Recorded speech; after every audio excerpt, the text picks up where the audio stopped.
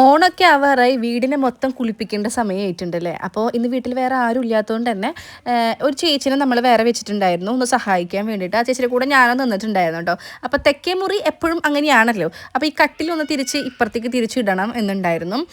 പിന്നെ നമ്മുടെ സോഫയും ജനാലയും അടിമുടി എല്ലാ സാധനങ്ങളും നമ്മൾ ക്ലീൻ ചെയ്യുകയാണ്. പിന്നെ നമുക്ക് മേലിലും താഴെയുള്ളതുകൊണ്ട് തന്നെ ഒരു ദിവസം കൊണ്ട് ഒരാൾക്ക് തീരാൻ പറ്റാത്തതുകൊണ്ടാണ് കേട്ടോ വേറൊരാളെ വെച്ചത്. പിന്നെ തെക്കേ മുറിയിൽ നമ്മൾ കട്ടിൽ ഇങ്ങോട്ടേക്ക് തിരിച്ചിട്ടിട്ടുണ്ട്. ഇവിടെ ആരെങ്കിലും കിടന്നുറങ്ങൽ വളരെ കുറവാണ്. ഈ ഒരു ഓർഗനൈസർ ഞാൻ ഈ ഒരു സൈഡിലേക്ക് വെച്ചിട്ടോ. അപ്പോൾ കട്ടിലിനോട് ചേർന്ന് നിൽക്കുന്നതാണ്, രസമുണ്ട്, നമുക്ക് എടുക്കാനും എളുപ്പമാണല്ലോ.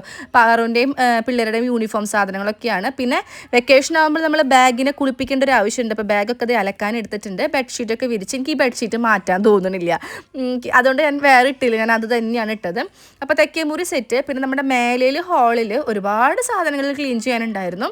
അത് ക്ലീൻ ചെയ്യാൻ ഒരു അരമണിക്കൂർ 3/4 മണിക്കൂർ അതിന് വേണ്ടി വന്നിട്ടുണ്ടായിരുന്നു കേട്ടോ.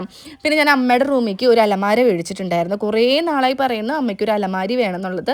അപ്പോൾ ഞാൻ ഒരു ചെറിയൊരു അലമാരിയാണ് മേടിച്ചത്. ഒരു 4000 അങ്ങനെ റേഞ്ചാണെന്നാണ് തോന്നുന്നത്. കുറച്ച് പാട് പെട്ടു ഇത് സെറ്റ് ചെയ്ത് വരാൻ വേണ്ടിയിട്ട്. പിന്നെ അമ്മയുടെ റൂമിലേക്ക് വെക്കാമെന്ന് വിചാരിച്ചു. അത്യാവശ്യം നല്ല രീതിയിൽ 4000 ഇല്ല എന്നാണ് കേട്ടോ തോന്നുന്നത്. നിങ്ങളൊന്ന് ചെക്ക് ചെയ്ത് നോക്കൂ കേട്ടോ.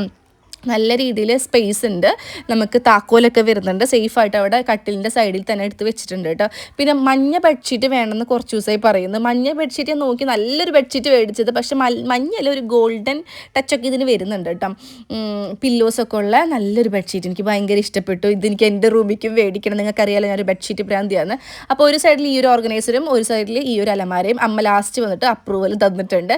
അമ്മയുടെ സാരി ഐറ്റംസ് അങ്ങനത്തെ കുറേ കാര്യങ്ങളൊക്കെ എടുത്ത് വെക്കാനാണ് കേട്ടോ. പിന്നെ നമ്മൾ എത്ര ബെഡ്ഷീറ്റൊക്കെ സെറ്റാക്കിയിട്ടുണ്ടെങ്കിലും അമ്മ വന്നിട്ട് അമ്മയുടെ വക ഒരു മിനുക്ക് പണികളൊക്കെ ഉണ്ടാവും ബെഡിൽ.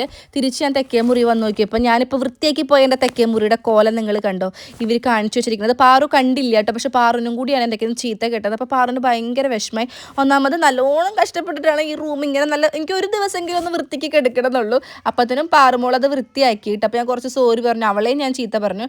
എൻ്റെ കാശിക്കുട്ടനാണ് ഈ വീട്ടിലെ കുറുമ്പൻകുട്ടൻ. ഇങ്ങനത്തെ കുറേ കുരുത്തക്കേടുകൾ ഇവനാ കാണിക്കുക. നിങ്ങളുടെ വീട്ടിലത്തെ കുറേ പണികളൊക്കെ കഴിഞ്ഞ് തുടങ്ങിയായിരുന്നോ?